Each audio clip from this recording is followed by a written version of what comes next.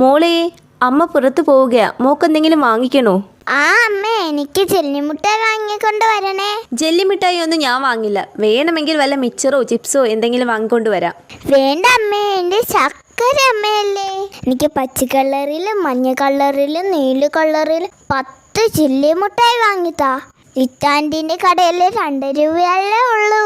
കൊള്ളാം കൊള്ളാം. എന്തെങ്കിലും വേണമെന്ന് ചോദിച്ചാൽ എനിക്ക് ഇത് തന്നെ വേണം. 1 2 അല്ല, 10 എണ്ണം പോലും.